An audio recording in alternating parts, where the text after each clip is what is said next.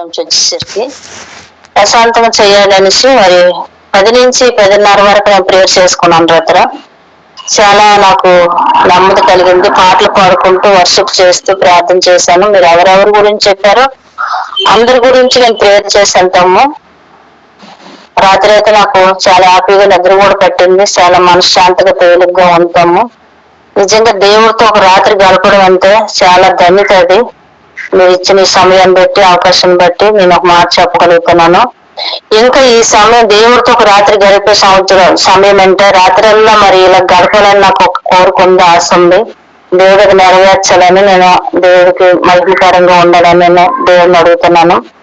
మరి సువార్త దండయాత్ర గురించి ప్రతి విషయం మీరు ఏదైతే సంవత్సరంలో చెప్పారో అన్ని విషయాలు నేను ప్రేయర్ చేశాను తమ్ము. అన్ని విషయాలు ప్రేయర్ చేసరికి 10:30 అయిపోయింది. మరి నేను 10:30 అయిపోయింది. 9:30కు మొదలు పెట్టాను. 9:30కు మొదలు పెట్టి 10:30 వరకు చేశాను తమ్ము. నేను ఆ గదిలోకి వెళ్ళిపోయాను, ఎవరికి డిస్టర్బెన్స్ అవ్వకూడదని. మా ఎల్లుడు కూడా వచ్చారని నేను మరి గదిలోకి వెళ్ళిపోయాను. వంటగదిలోకి వెళ్ళి నేను ప్రేయర్ చేసుకున్నాను. చాలా బాగుంది నాకైతే. పాటలు కూడా చాలా బాగా పాడుకున్నాను. మరి చాలా నాకైతే రాత్రి చాలా ప్రశాంతంగా ఉన్నది. మరి తెల్లవారు 5 అయ్యేసరికి నాకు మెలకు వచ్చి మరి నేను ఎంత పే చేస్తారా మళ్ళీ ఆన్లైన్లోకి వద్దామా అని శాస్త్రితులను కూడా నేను తెల్లవారు ఉన్నాను తమ్ము. చాలా థ్యాంక్స్. మరి ఇప్పుడు మీరు ప్రేయర్ చేసినప్పుడు అయితే ఈ సంవత్సరం నా కుమారుడికి వివాహం జరుగుతుందని నేను నాకు నమ్మకం ఉంటాము. ఆ విషయంలో నాకు ఆరోగ్యం కూడా దేవుడు నాకు ఆరోగ్యం కూడా మెరుగు చేస్తాడని నాకు దేవుడు మరి ఆ యొక్క ఆలోచన నాకు ఆ ప్రార్థనలో అనిపించింది.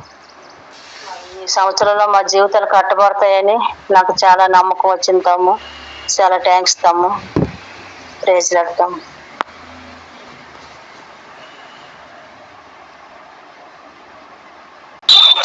నేను తీసుకున్న సమయం ఇప్పుడు నేను ప్రార్థన చేయలేకపోయాను తమ్ముడు. ఎంతో బాధపడ్డాను, ఎంతో వేదన పడ్డాను. మా ఇంటిలో ఇద్దరు కూడాను, నా భర్త నా కొడుకు చాలా అల్లరి చేసి తండ్రి వెళ్ళిపోవడానికి నా కొడుకు 5వ తారీఖున డేట్ కూడా ఫిక్స్ చేసుకున్నాడు తమ్ముడు.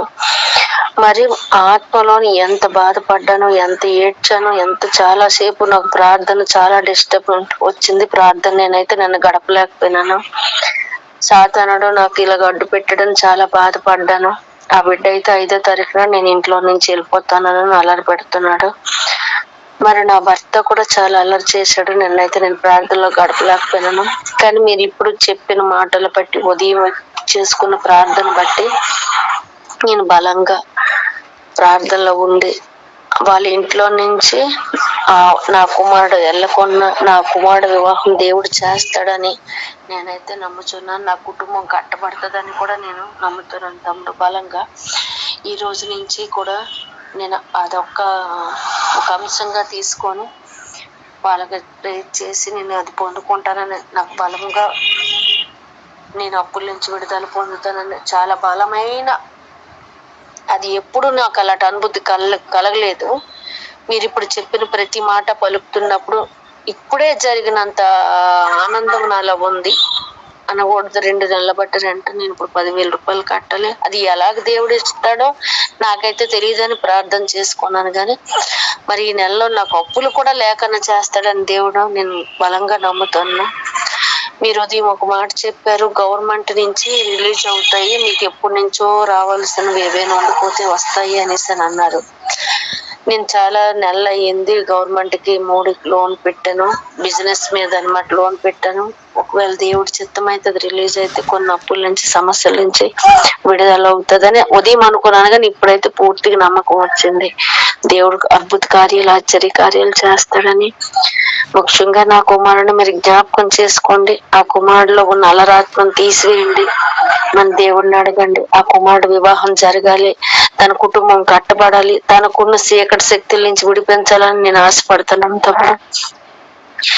ఇదైతే జరగాలి, జరుగుతాదని నమ్మకం గట్టిగా ఉంది. దేవుని కృపను బట్టి నేను రాత్రి ఉండలేకపోవచ్చు, కానీ ప్రత్యేకించి ప్రార్థన మనసులోని అలాగా ఇటు అటు తిరుగుతూ చేసుకున్నాను. ఉదయం పొద్దున్న లేచి నుంచి మీరు ప్రార్థన ఆపేసి నుంచి ఒకేలాగా ఇప్పటి వరకు చేసుకున్నాను. దేవుడు నన్ను క్షమించాలి. మీకు మాట ఇచ్చుండి కూడా నేను చేయలేకపోయినందుకు. కానీ మనసు నిర్మలంగా, శాంతిగా, సమాధానంగా ఉంది. కానీ ఆ బిడ్డ 5వ తారీఖు నాడు వెళ్ళిపోతాను అని అంటున్నాడు. వేరే ఇల్లు తీసుకొని వెళ్ళిపోతాను అంటున్నాడు. పెళ్లి లేదు, ఏమీ లేదు. ఇల్లు తీసుకొని ఎక్కడ ఉంటాడు, ఎలా ఉంటాడని భయం అవుతుంది. మీరు కొంచెం ప్రార్థనలో పట్టండి తమ్ముడు. ఆ బిడ్డకి మరి ఏ దురాత్మ, మరి ఏ అంధకార శక్తి, ఏ దురాత్మ పట్టుకుంది, ఆ దురాత్మ నుంచి విడుదల ఇవ్వాలని నేను ఆశపడుతున్నాను తమ్ముడు. మీరైతే ప్రేస్ చేయండి తమ్ముడు. Thank you. ఈ చిన్న సాక్ష్యం దేవుడు దీవించిన గాక. దేవునికే మహిమ, ఘనత, ప్రభావం.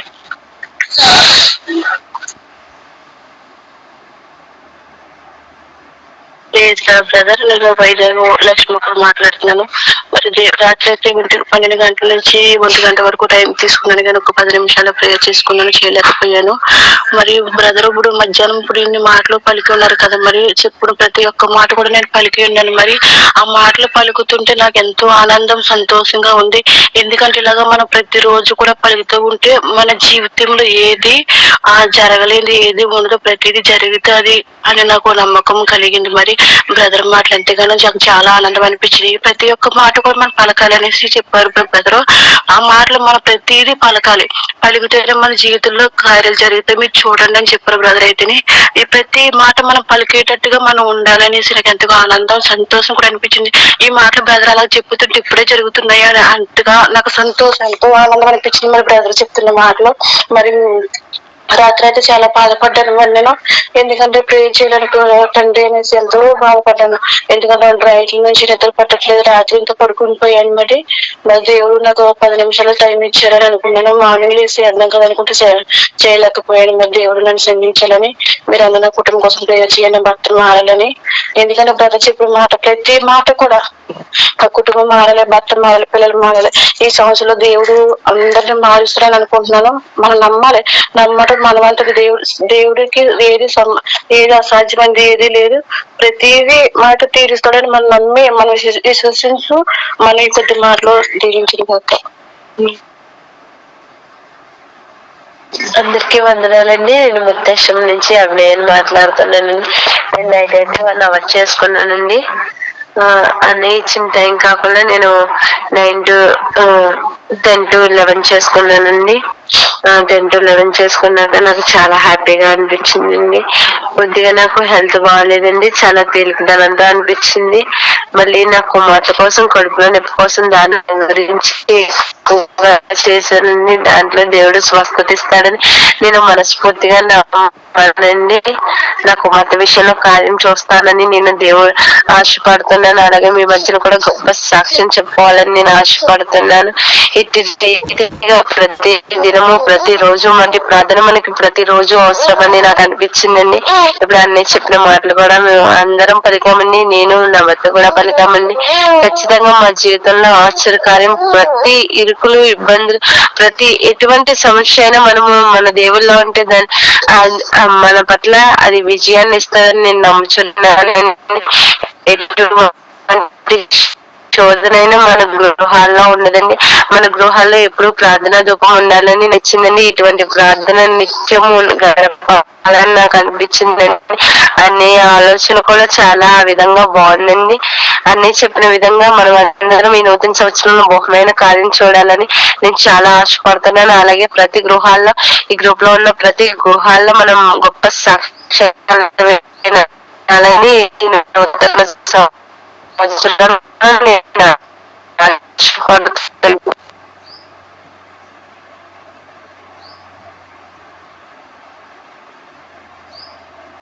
దేవుని బిడ్డలకి నా హృదయపూర్వక వందనాలు. మరి నా ఆహ్వానాన్ని మన్నించి మీరు ప్రార్థనలో ఉన్నారు. మరి నేను చెప్పినట్టు మీరు పలికారు. దేవుడు ఈ నెలలో చాలా చేంజెస్ మీ జీవితంలో తీసుకొస్తాడు. మీకే అర్థమవుతుంది. దేవుడు మీ పట్ల గొప్ప కార్యాలు చేయటానికి దేవుడు మిమ్మల్ని పిలుచుకున్నాడు. మన జీవితాన్ని మనం గమనిస్తే చాలామంది మనని నిందించి ఉంటారు, మనల్ని రిజెక్ట్ చేసి ఉంటారు, మనల్ని బాధ పెట్టి ఉంటారు. అందుకే దేవుని యొక్క కనుదృష్టి మన మీద పడ్డది. ఆకలేసినోనికి అన్నం పెడితేనే వానికి తెలుస్తుంది ఆ విలువ, కడుపు నిండడానికి తెలియదు. మనమంతా మన జీవితంలో ప్రేమని పోగొట్టుకున్న వ్యక్తులం.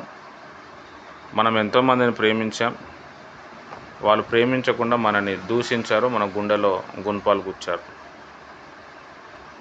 అయితే వీళ్ళందరూ కాదు, నీకు నేను ప్రేమిస్తా అని ప్రభు మనల్ని పిలుచుకున్నాడు. ఈరోజు మనం ప్రభు తట్టులో ఉన్నాం.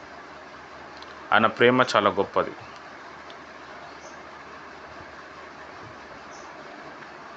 ఆయన ప్రేమ గురించి మీరు చాలా విషయాలు మీరు సెల్ఫ్గా మీకు అర్థమవుతుంది, స్పిరిట్లో అర్థమవుతుంది.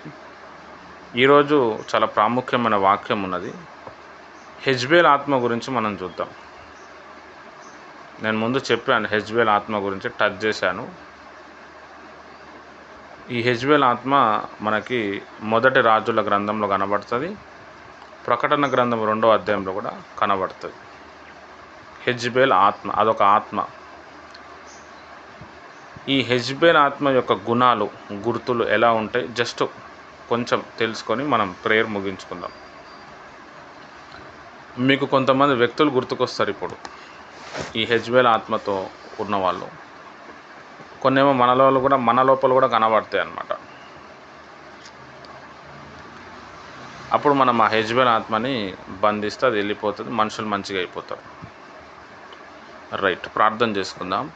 స్తోత్రం తండ్రి, పరిశుద్ధమైన దేవానికి వందనాలు. వాక్యంలో వెళ్తున్నాం, మాతో మాట్లాడు. నాకు కనిపించు, అందరికీ కనిపించు. నాతో మాట్లాడు, అందరితో మాట్లాడమని. మనిషి రొట్టె వల్ల కాదు, నీ నోటి నుండి వచ్చి మాట వల్ల బ్రతుకుతారని మీరు నాతో మాట్లాడమని ప్రభువైన యేసు నామంలో ప్రార్థిస్తున్నాను తండ్రి. ఆమెన్. మంచిది. నిన్న నైట్ అంతా కూడా నేను ప్రేయర్లో ఉన్నాను. మార్నింగ్ 7 o'clock పడుకున్నాను. ఇప్పుడే 12:30కి లేచాను. మంచి ప్రేయరు నాకు కూడా దేవుడు ఇచ్చాడు. శ్వేత సిస్టర్తో 10 నుంచి 12 గంటల వరకు ప్రేయర్ చేశాము. తర్వాత ఇక మిగతా టైం నేను ప్రేయర్ చేసుకుంటూ బైబిల్ చదువుకుంటూ ఉన్నాను. రైట్, ఈరోజు మనం ఇప్పుడు హెజ్బేల్ ఆత్మ గురించి కొద్ది విషయాలు మనం తెలుసుకుందాం. మొదటి రాజుల గ్రంథం, రాజుల మొదటి గ్రంథం 18వ అధ్యాయం, పేజ్ నెంబర్ 298, 298.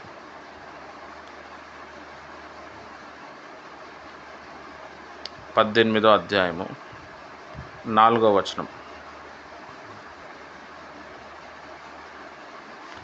హెజ్బేలు యెహోవా ప్రవక్తలను నిర్మూలం చేయుచుండగా గుహలో 80 మందిగా 100 దాచి అన్నపానం నుంచి వారిని పోషించెను.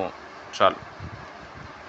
స్తోత్రం తండ్రి, వాక్యంలో వెళ్తున్నాం, మాతో మాట్లాడి హెజ్బేల్ ఆత్మ గురించి సత్యాలు బయలుపరచమని మరి ఒకసారి నేను ప్రార్థిస్తున్నాను తండ్రి. ఆమెన్. మంచిది. దేవుని ప్రియమైన వారలారా, హెజ్బేల్ అనేది ఒక రాణి పేరు అన్నమాట. అహాబు అనే ఒక రాజు, ఆ రాజు వాళ్ళ భార్య హెజ్బేల్. ఆమె జీవితం జరిగింది. తర్వాత ఆమె ఎక్కడ కనబడదు, మళ్ళీ ప్రకటన గ్రంథంలో కనబడుతుంది 2వ అధ్యాయంలో. ఈ హెజ్బేల్ ఆత్మ క్యారెక్టర్ ఏంది, ఆ ఆత్మలో ఉండే గుణాలు ఏంది మనం తెలుసుకుందాం. ఈ హెజ్బేల్ గారు మరి భూమి మీద ఉన్నప్పుడు యెహోవా ప్రవక్తలను బాగా శోధించింది. ఆమె చాలామంది ప్రవక్తలను చంపేసింది, మనం బైబిల్లో చూస్తాం.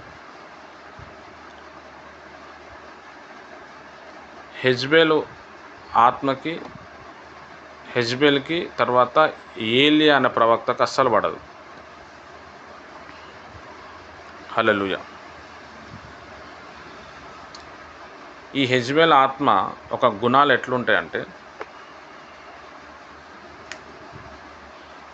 ఈ హెజ్బేల్ ఆత్మ ఇది ఆడ ఆత్మ అని చెప్పి ఆడవాళ్ళకి ఉంటుందని కాదు, మగవాళ్ళకు కూడా ఉంటుంది. ఆడోళ్ళలో కనబడుతుంది, మగవాళ్ళలో కనబడుతుంది. అహాబు రాజుకి ఏలియాకి గొడవ, శత్రుత్వం. కానీ అహాబ్ని పక్కన పెట్టి హెజ్బేల్ ఏం చేసిందంటే ఏలియాతో పోరాటం చేసింది. ఈ హెజ్బేల్ ఆత్మ ఉన్న వ్యక్తులు తనకంటే పైన వాళ్ళు ఎవరైతే ఉంటారో లీడర్గా ఎవరైతే ఉంటారో వాళ్ళ మీద పెత్తనం చెలాయించి అంతా నా కంట్రోల్లో ఉండాలని వాళ్ళు చూస్తూ ఉంటారు. ఆఫీస్లో, లేకపోతే కుటుంబంలో, ఈవెన్ దో దైవజనరాల్లో కూడా ఉంటుంది. కొంతమంది దైవజనరాల్లో మనం చూస్తే, పాస్టర్ అనుకో, పాస్టర్ కూడా నేను చెప్పిందే వినాలి, సంఘస్థులు నేను చెప్పిందే వినాలి. పక్కా హెజ్బేల్ ఆత్మ అనమాట. అంతా తన కంట్రోల్లో ఉండదు, తను చెప్పిందే వేదం. హెజ్బేల్ ఆత్మ అది. తర్వాత నెక్స్ట్ పాయింట్ మనం చూస్తే, హెజ్బేలు ఎవరినైనా ప్రేమిస్తే, వాళ్ళని ఎవరైనా ఇబ్బంది పెడితే ఇది కసి తీర్చుకుంటుంది అనమాట, పగ సాధించుకుంటుంది. దీన్ని మనం గెలకకపోయినా ఇది ఎవరినైనా ప్రేమిస్తే, వాళ్ళ జోలికి వస్తే ఇది ఊకోదన్నమాట. అహాబు దగ్గరికి ఏలియా వస్తూ ఉంటే అహాబ్ని పక్కన పెట్టి ఇదే అటాక్ ఇచ్చింది ఏలియాకి. అట్లనే ఈ హెజ్బేల్ ఆత్మ కొంతమందిని ప్రేమిస్తుంది. వాళ్ళని ఎవరైనా అటాక్ ఇచ్చారు అనుకోండి, ఇది వచ్చి డైరెక్ట్ అటాక్ ఇస్తుంది. ప్రవక్తలు అంటే అస్సలు పడదు దానికి. ఇప్పుడు మన కాన్ఫరెన్స్ ప్రేయర్లో కూడా కొంతమంది ప్రవక్తలు ఉన్నారు. మీకు ఈ హెజ్బేల్ ఆత్మ అటాక్ ఎక్కువ ఉంటుంది, చాలా ప్రాముఖ్యం. అయితే పెత్తనం చలాయించాలి, విపరీతమైన అహంకారం, విపరీతమైన గొడవ. తర్వాత ఈ హెజ్బేల్ ఆత్మ ఉన్నోళ్ళు వేరే వాళ్ళని కన్ఫ్యూజ్ చేస్తారు, భ్రమపరిచేస్తారు. ఏలియా అనే వ్యక్తి గొప్ప దైవజనుడు, దేవుని చేత పంపబడిన గొప్ప ప్రవక్త. ఆకాశంలోకి వెళ్ళి మంట తీసుకొచ్చిండు, 850 మంది మాంత్రికులను చంపేసిండు. అలాంటి వ్యక్తి కూడా ఈ హెజ్బేల్ దగ్గర డిస్టర్బ్ అయిపోయాడు, కన్ఫ్యూజ్ అయిపోయాడు. ఈ హెజ్బేల్ ఆత్మ ఇతరులను కన్ఫ్యూజ్ చేస్తుంది, పట్టినోనికి కూడా కన్ఫ్యూజ్ చేస్తుంది, అపనమ్మకం తీసుకొస్తుంది. ఊకే నీకు అది బాగాలేదు, నీకు ఇది బాగాలేదు, నీలో సైతాన్ ఉంది, శాపం గురించి ఎక్కువ మాట్లాడుతుంటారు కొంతమంది. ఈ హెజ్బేల్ ఆత్మ ఉన్నోళ్ళు విపరీతమైన అహంకారం, విపరీతమైన గర్వం ఉంటుంది. నాదే చెల్లాలి, నాదే కరెక్ట్. ఈ హెజ్బేల్ ఆత్మ అన్నమాట. ఇంట్లో కూడా ఉంటారు, ఆఫీస్లో ఉంటారు. ఎక్కువగా ఈ హెజ్బేల్ ఆత్మ నాయకులకు పడుతుంది. ఒక నాయకుడు, పొలిటికల్ లీడర్స్ ఏమనుకుంటారంటే, అంతా నా కంట్రోల్లో ఉండాలి, నేను చెప్పిన చేతుల్లో నడవాలి. ఎవరికైతే ఉంటుందో ఖచ్చితంగా వాళ్ళ లోపల ఈ హెజ్బేల్ ఆత్మ దూరి ఇది కంట్రోల్ చేస్తుంది. ఇంకా దుఃఖకరమైన విషయం ఏంటంటే, సేవకుడు వాక్యం చెప్పినప్పుడు ఆ బలిపీఠం మీద, పులిపీఠం మీద నిలబడి వాక్యం అప్పుడు దూరుతుంది అనమాట.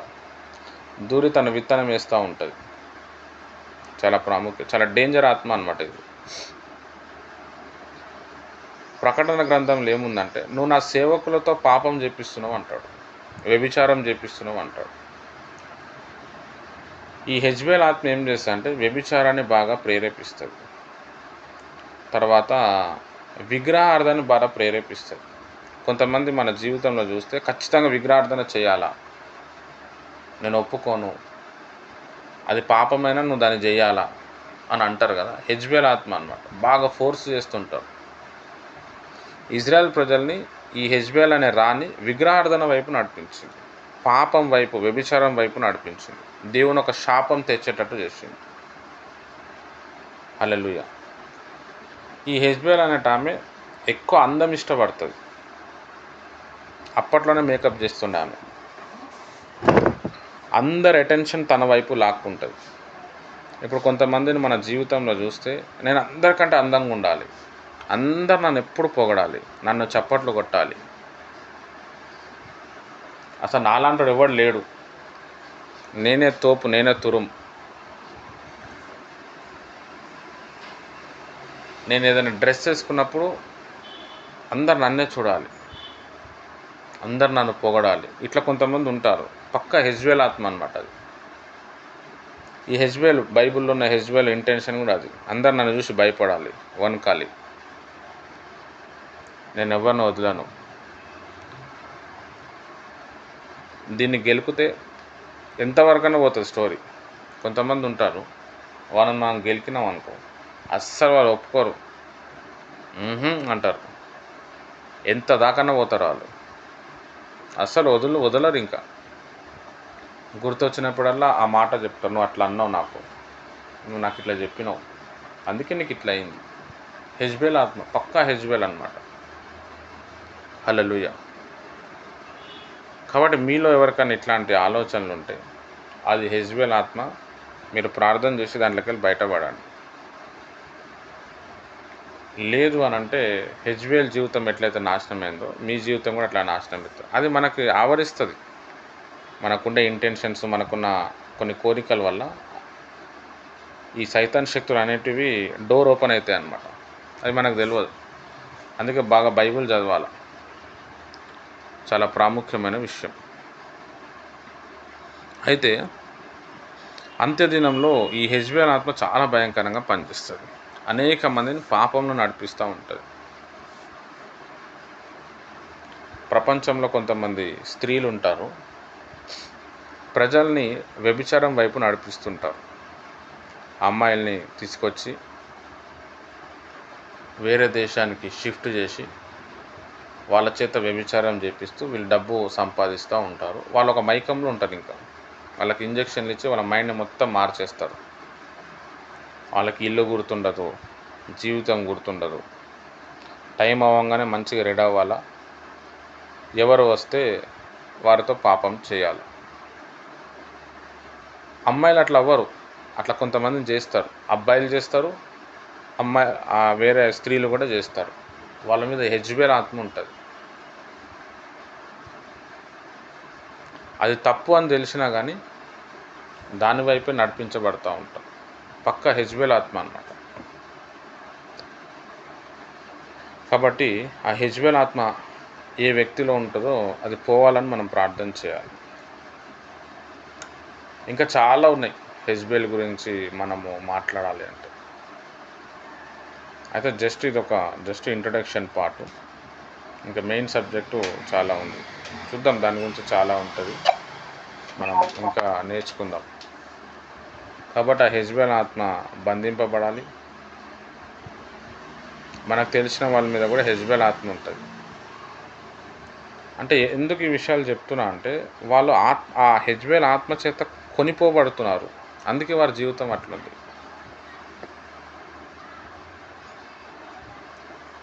వాళ్ళు అసలు ప్రేయర్లోనే గడపరు. మళ్ళీ ప్రేయర్ చేస్తే అద్భుతాలు జరుగుతాయి, స్వస్థతలు జరుగుతాయి. వాళ్ళకి అదే అహంకారం, నేను చేయకపోయినా దేవుడు కార్యాలు చేశాను. పాపం వాళ్ళు ఏమనుకుంటారు అంటే దేవుడు చేస్తున్నాను అనుకుంటారు. కాదు, దయ్యం చేస్తుంది. దేవుని తర్వాత ఎక్కువ పవర్ దయ్యంకే ఉంది, సైతానికే ఉంది. సైతాన్ ఈ ఆత్మలు, అలా చాలా ఆత్మలు బైబిల్లో ఉన్నాయి. నిమ్రోద్ అనే వ్యక్తి ఉంటాడు, ఆ నిమ్రోద్ ఆత్మ కూడా ఉంది ఇప్పుడు కూడా. ఎక్కువ అధికారుల మీద పడుతుంది. అధికారం కోసం చంపుకుంటారు, నరుక్కుంటారు, దేని దాకన్నా పోతారు. అది నిమ్రోద్ ఆత్మ అన్నమాట.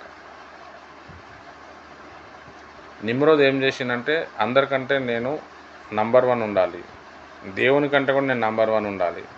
కొంతమంది అధికారులను మీరు చూడండి, నేనే తోపు తురుము, అసలు దేవుడే లేడు, దేవుడు కూడా నన్ను ఏం చేయలేడు, నేను దేవుని కంటే జ్ఞానవంతుని, గొప్పవాడిని అని కొన్ని మాటలు మాట్లాడుతున్నారు. నిమ్రోద్ ఆత్మ ఉంది వాళ్ళ లోపల. ఆ అధికారం కోసం వాళ్ళు ఏమైనా చేస్తారు, దేని వరకనే పోతారు. ఈవెన్ దో సొంత కుటుంబాన్ని కూడా వదులుకుంటారు. మళ్ళీ చెప్తారు, నేను కుటుంబాన్ని కూడా వదిలేసినాను, నా పంతం నెగ్గాలి. నిమ్రోద్ ఆత్మ అది. ఈ విషయాలు నేను ఎందుకు చెప్తున్నాను అంటే చాలా ఆత్మలు, చాలా దురాత్మల చేత మనుషులు వెళ్తూ ఉన్నారు. దేవుని ఒక ఆత్మకు ఒక శరీరం కావాలి, దురాత్మకు కూడా ఒక శరీరం కావాలి. మనము దేవుని మందిరమై ఉన్నాం. దేవుని మందిరం అయితే సరిపోదు, మనం దేవుణ్ణి ఆరాధించాలి. అప్పుడు దేవుని ఒక ఆత్మ మన లోపల వచ్చి ఆ దేవుని ఒక ఆత్మ మనం నడిపిస్తుంది. ఎవరిలో అయితే దేవుని ఒక ఆత్మ ఉంటుందో వారిలో తగ్గింపు ఉంటుంది, నెమ్మది ఉంటుంది, సమాధానం ఉంటుంది, పశ్చాత్తాపం ఉంటుంది, పాపం ఒప్పుకోవటం ఉంటుంది. నేను పాపిని అని చెప్పి పదే పదే చెప్తుంటాడు. నేను ఒక వరస్ట్ క్యాండిడేట్ అని పదే పదే చెప్తుంటాడు. నేను దేనికి పనికిరాను అని చెప్తుంటాడు. దేవుని ఒక ఆత్మ అట్లా ఒప్పిస్తూ ఉంటుంది. అది దేవుని ఒక ఆత్మ యొక్క లక్షణాలు మనలో ఉన్నాయని అర్థం అన్నమాట. అదే కొంతమందిని చూస్తే అసలు నేను పాపమే చేయలే, నేను చాలా పరిశుద్ధుడిని, నాకే చాలా అన్యాయం జరిగింది, నన్ను ఫలానా వాళ్ళు అలా అన్నారు, అందుకే నాశనం అయిపోయారు. వీళ్ళు శపిస్తారు, వీళ్ళు నాశనం చేస్తారు. ఎవరైనా వ్యక్తులు ఉన్నప్పుడు వాళ్ళని డౌట్ క్రియేట్ చేస్తారు. ఏలి అనేటోడే డౌట్లో పడ్డాడు. హెజ్బేల్ ఆత్మ అట్లా కన్ఫ్యూజ్ చేస్తుంది. చాలా భయంకరమైన ఆత్మ అది. బ్రహ్మపరచ ఆత్మ కూడా అనొచ్చు దాన్ని. కాబట్టి కొంతమంది మనుషులు అట్లా ఉంటారు. వాళ్ళ గురించి మనము ప్రార్థన చేయాలి. ఓహో, వీళ్ళ లోపల ఈ ఆత్మ ఉందా అని తెలుసుకొని బెటర్ వాళ్ళని కట్ చేయాలి. అయితే ఈ హెజ్బేల్ ఆత్మ పట్టబడిన వ్యక్తి రక్షింపబడాలంటే ఏం చేయాలి? ప్రతి ఆత్మ మన దగ్గరికి రావటానికి, మనలో నివసించటానికి మనము దానితో ఒక బంధాన్ని ఏర్పరచుకుంటాం. ఇప్పుడు మీరు ఉన్నారు, నేను మిమ్మల్ని ఇష్టపడ్డాను, మీరు నన్ను ఇష్టపడ్డారు. ఒక బంధం అన్నది మీకు నాకు ఏర్పడ్డది. కాబట్టి ఇన్ని రోజులు మనం ట్రావెల్ అవుతున్నాం, గొడవలు కాకుండా నడిపించబడుతున్నాం. మీరు నన్ను వదులుకోలేరు, నేను మిమ్మల్ని వదులుకోలేరు. ఒక బంధం అన్నది ఏర్పడ్డది. ఆ బంధం అయితేనే నేను మీ ఇంటికి రాగలుగుతా, మీతో మాట్లాడగలుగుతా, మీరు నా ఇంటికి వస్తారు, నాతో మాట్లాడతారు. అట్లనే మన జీవితంలో కొన్ని కోరికలు, కొన్ని ఆశలు బట్టి మనకు తెలియకుండానే కొన్ని ఆత్మల చేత మనము బంధకాలు అనేది పెంచుకుంటాం, కనెక్ట్ అవుతాం. భార్యాభర్తలు ఏక శరీరము అని చెప్పండి. ఒక వ్యభిచారం చేస్తే వ్యభిచారితో ఏక శరీరం అవుతుందని బైబిల్లో ఉంది. దాంతో కనెక్ట్ అవుతున్నాం. మన కళ్ళు ఉన్నాయి, మనం కళ్ళ ద్వారా చూస్తలేం, వెలుగు ద్వారా చూస్తున్నాం. ఒక చీకటి రూమ్లో మీరు వెళ్ళండి, మీకేం కనబడదు. కళ్ళు ఉన్నాయి కదా, మరి మీకు కళ్ళు ఉన్నాయి కానీ వెలుగు ఉండాలి. మనం వెలుగు ద్వారా చూస్తాం. కొన్ని మనం కళ్ళను చూస్తాం, కళ్ళు ద్వారా కొన్ని వాటిని చూసినప్పుడు దాన్ని ఇష్టపడతాం. ఆహా, ఇది చేస్తా, అంతే. అందులో ఉన్న ఆత్మ మనలో కనెక్ట్ అవుతుంది.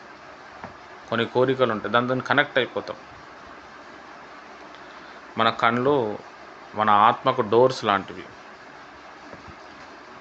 సైతాన్ శక్తులు మన కంటి ద్వారానే వస్తాయి. మీరు ఒక అరగంట సేపు ఫోన్ చూడండి, షార్ట్సో, యూట్యూబో, సినిమానో, సీరియల్ ఏదైనా చూడండి. హాఫ్ అన్ అవర్ తర్వాత ఫోన్ క్లోజ్ చేసి హల్లెలూయా, యేసు రక్తమే జయం, హల్లెలూయా హల్లెలూయా అనండి. భయంకరమైన ఆవలింపులు వస్తాయి, భయంకరమైన ఆవలింపు. అప్పుడు నిద్ర ఉండదు, ఏముండదు, కానీ ఆవలింపు వస్తుంది. మొత్తం కండ్లకి వెళ్ళి వాటర్ కారుతాయి. ఆ దురాత్మలు వెళ్ళిపోతుంటాయి. చూడటం, ఆస్వాదించటం. ఈ హెజ్బేల్ ఆత్మ రావటానికి కారణం కొన్ని ఆలోచనలు, కొన్ని కోరికలు, కొన్ని ఇష్టం లేని మనం కోరుకోవటం వల్ల అది వచ్చి ఉంటాయి. ఒక వ్యక్తి హెజ్బేల్ ఆత్మనే కావచ్చు, ఏ ఆత్మ నుంచి అయినా విడుదల పొందాలి అంటే తను పశ్చాత్తాపపడాలి. నేను చేస్తుంది రాంగు, ఇది కరెక్ట్ కాదు, నన్ను నేను మార్చుకోవాలి, ఓహో నాలో ఆత్మ ఉన్నట్టుంది అని చెప్పి తను పశ్చాత్తాపపడి తన పాపాన్ని ఒప్పుకున్నప్పుడు, పాపాన్ని మనం ఎందుకు ఒప్పుకోవాలి అని అంటే, యేసు ప్రభువారు మన కొరకు చనిపోయాడు, మనకి రక్షణ మార్గం సిద్ధపరిచి వెళ్ళిండు. మనం దాన్ని క్లెయిమ్ చేసుకోవాలి. ఇప్పుడు మా అమ్మగారు ఉన్నారు, ఆమెకు 1 కోటి రూపాయల ఆస్తి ఉంది, నా పేరు మీద, మా తమ్ముడి పేరు మీద రాసి వెళ్ళిపోయింది. దాన్ని నేను క్లెయిమ్ చేసుకోవాలి. మా అమ్మగారు ఆస్తి నాకు వస్తుంది సగం అని క్లెయిమ్ అయితేనే అప్పుడు నాకు వస్తుంది. నేను క్లెయిమ్ చేయకపోతే రాదు. అట్లనే ప్రభువారు మనకి పాపాలు క్షమించబడతాయి అని చెప్పి చెప్పిండు, వెళ్ళిపోయాడు. మనం దాన్ని పశ్చాత్తాపంతో క్లెయిమ్ చేయాలి, కన్ఫెస్ చేయాలి, ఒప్పుకోవాలి. మనం ఈ ఒప్పుకోవటం వల్ల యేసు రక్తం వచ్చి మనల్ని కడిగి ఆ ఆత్మ నుంచి మనల్ని విడుదల చేస్తుంది, లేకపోతే కాదు. బాగా అర్థం చేసుకోవాలి. ఒక మనిషికి దయ్యం పట్టినప్పుడు కూడా ఆ దయ్యం నుంచి ఆ వ్యక్తి ఎప్పుడు విడుదల పొందుతాడు అంటే వాని పాపాలు ఒప్పిపియాలి, తర్వాత ప్రార్థన చేయాలి. ఏసునామములో పో సైతానా, నా లోపల పో సైతానా, వెళ్ళిపోతుంది అంతే. హల్లెలూయా, అంతే సింపుల్. కాబట్టి పశ్చాత్తాపం అనేది ఉండాలి, కన్ఫ్యూస్ అవ్వాలి. కాబట్టి హెజ్బేల్ ఆత్మ, వెలుగుదూత ఆత్మ, భ్రమపరచు ఆత్మ, ఇవన్నీ కూడా ఒకటే అన్నమాట. నేను మీకు అర్థమవటానికి హెజ్బేల్ ఆత్మ గురించి చెప్తున్నాను. దీని నుంచి విడుదల పొందాలి అంటే మన పాపాలు మనం ఒప్పుకోవాలి, మనం పశ్చాత్తాపపడాలి, ఏసునామములో పో అని వెలగొట్టాలి. మనం పశ్చాత్తాపపడినప్పుడు మన పాపాలు క్షమించబడతాయి. మనం ఏసునామములో పో అన్నప్పుడు ఆ సైతాన్ని వెళ్ళిపోతుంది. సింపుల్, ఇక వేరేది ఏం లేదు, వెళ్ళిపోతుంది అంతే. తర్వాత చాలా చేంజెస్ మన జీవితంలో జరుగుతుంది. హల్లెలూయా. మనమే చెప్తాం, నేను ఒకప్పుడు అట్లుండే, దేవుడు నన్ను మార్చిండు. ఆ దురాత్మ ఉంటుంది. ప్రతి దురాత్మకి భయంకరమైన అహంకారం ఉంటుంది, భయంకరమైన కోపం ఉంటుంది, భయంకరమైన కసి ఉంటుంది. మనలో కోపం పెరుగుతుందంటే కూడా ఏదో ఒక ఆత్మ మనకు ఆవరించి ఉండొచ్చు. బాగా గొడవలు చేస్తున్నాం, బూతులు తిడుతున్నాం, ఆత్మ అది. హల్లెలూయా. బైబిల్ కాలేజెస్ ప్రొఫెసర్స్ ఇవి నమ్మరు, థియాలజీ. నాకు బైబిల్ కాలేజ్ వేదశాస్త్రం చాలా తెలుసు, దానికంటే ఎక్కువ ఆత్మీయ జ్ఞానం కూడా తెలుసు. నేను రెండింటిని బ్యాలెన్స్ చేసుకొని పోతాను. నేను చెప్పే ప్రతి దాంట్లో బైబిల్ రెఫరెన్స్ ఉంటుంది.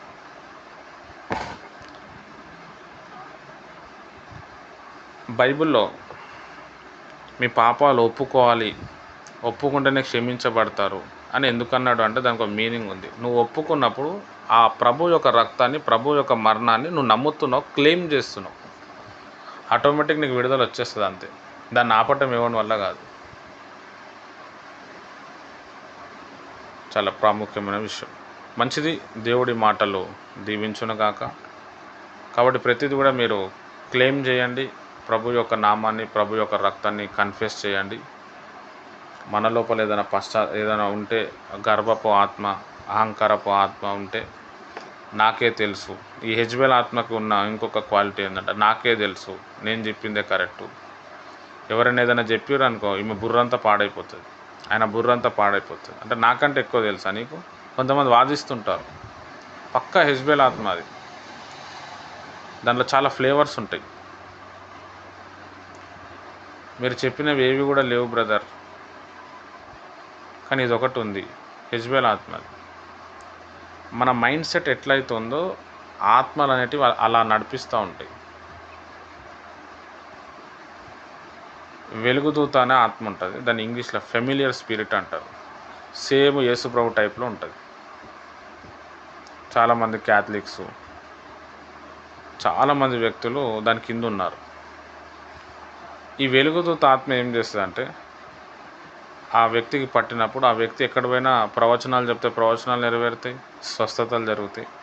కానీ ఈ వ్యక్తి జీవితంలో పరిశుద్ధత అనేది ఉండదు. విపరీతమైన అహంకారం, విపరీతమైన కోపం, దేవుని ప్రేమ కనబడదు.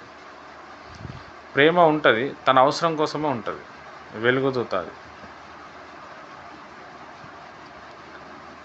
ఆ వెలుగుదూత ఏమని చెప్తుంది అంటే ఈ వెలుగుదూత లోపల ఉన్న వ్యక్తికి, నీ అంత పరిశుద్ధుడు ఎవడు లేడు, అసలు నిన్ను తప్ప ఎవరిని నేను వాడుకోను, నువ్వు గొప్పనివి. ఈయన తప్పు చేస్తుంటే కూడా ఆ వెలుగుదూత అనే ఆత్మ నువ్వు తప్పు చేస్తున్నావు అని చెప్పదు, పర్వాలేదు నువ్వు కరెక్టే, నేను నీ పాపాలు క్షమించిన, ఇట్లా చెప్తుంటుంది. అప్పుడు ఈ పబ్లిక్ ఎట్లుంటుంది అంటే దేవుడే చెప్తున్నా, దేవుడే చేస్తున్నా అని అనుకుంటాం. దేవుడు చెప్పినా, దయ్యం చెప్పినా అది బైబిల్లో ఉందో లేదో చూసుకోవాలి, మనం గమనించాలి. దేవుడు మనకి వివేచన వరం ఇచ్చాడు, అందరికి ఉంటుంది వివేచన వరం. అదేం బ్రదర్ అట్లెట్లా ఉంటుంది? 9 వరాల్లో వివేచన వరం ఒక వరం. ఈ 9 వరాలు పరిశుద్ధాత్మ లోపల ఉంటుంది. పరిశుద్ధాత్మ నీ లోపల ఉన్నాడు కాబట్టి నీలో కూడా వరం పనిచేస్తుంది. నువ్వు గమనించాల. ఎవరేది చెప్తే దాన్ని గుడ్డిగా నమ్మద్దు, ఆలోచించాలి, అడగాల దేవుణ్ణి. నేను చెప్పింది కూడా మీరు నమ్మద్దు, మీరు వివేచించండి, మీకే అర్థమవుతుంది, మీ స్పిరిట్లో తెలిసిపోతుంది. మొత్తము మన ఆత్మలో దేవుడు మొత్తం పెట్టేసిండు, మొత్తం ప్రోగ్రామ్ అంతా కూడా ఆత్మలో ఉన్నది. పిండుకున్నోనికి పిండుకున్నంత, తవ్వుకున్నోనికి తవ్వుకున్నంత. రైట్, మంచిది. మనం ప్రార్థన చేసుకుందాం. స్తోత్రం తండ్రి. ప్రభా, ఈరోజు హెచ్బిఎల్ ఆత్మ గురించి మీరు మాట్లాడినారు. ఈ బిడ్డలను మీరు దీవించు, ఆశీర్వదించు, బలపరచు, నిరాకరణలో వీరిని సిద్ధపరచు, చీకటి ప్రభావం నుంచి విడిపించు, నెమ్మది, సంపూర్ణ ఆరోగ్యం, సంతోషం అనుగ్రహించి, నీ బిడ్డలు ఎవరైతే ఉపవాస ప్రార్థన చేస్తున్నారో వారిని మీరు దీవించి నీ యొక్క సాక్షిగా నిలబెట్టుకోమని ప్రభువైన యేసు నామంలో ప్రార్థిస్తున్నాను తండ్రి. ఆమెన్. ప్రభువైన యేసుక్రీస్తు కృప, తన యొక్క పరిశుద్ధాత్మ సహవాసం ముఖ్యంగా మీకు సదాకాలం తోడే నడిపించును గాక. ఆమెన్. మంచిది. మళ్ళీ మనం ప్రభు చిత్తం అయితే సాయంత్రం 5 o'clockకి కలుసుకుందాం. ఉపవాస ప్రార్థన ఎవరైనా చేస్తే చేయండి, ఒకవేళ కాకపోతే నైట్ అన్న చేయండి. సాయంత్రం వరకు 6 గంటల లోపల అన్నం తినేసి రాత్రంతా తినకండి. తర్వాత ఇంకొక విషయం ఏంటంటే, బైబిల్ చదవండి. ఈరోజు 3 అధ్యాయాలు చదవండి. మార్కు సువార్త 1వ అధ్యాయం, 2వ అధ్యాయం, 3వ అధ్యాయం, 3 అధ్యాయాలు చదవండి, సరిపోతుంది. అది చదవటం అయిపోతే ఒక తిమోతి గ్రంథాలు చదవకపోతే 2 తిమోతి గ్రంథాలు, యూదా పత్రిక చదివేసేయండి. మనము అట్లా చేస్తే ఒక 2 నెలలు 3 నెలల్లో మనం బైబిల్ అంతా కంప్లీట్ అవుతుంది. అర్థం అవ్వని, అర్థం కాకపోని చదవండి. చదువుతుంటే దేవుడు ఏదో ఒకటి మీకు నేర్పిస్తాడు, మీకు అనేక విషయాలు తెలుస్తాయి. ఈరోజు హోంవర్క్ ఏంటంటే మార్కు సువార్త 1వ అధ్యాయం, 2వ అధ్యాయం, 3వ అధ్యాయం ఇది కంప్లీట్ చేయండి. రైట్, అందరికీ praise the lord. Thank you. Bye.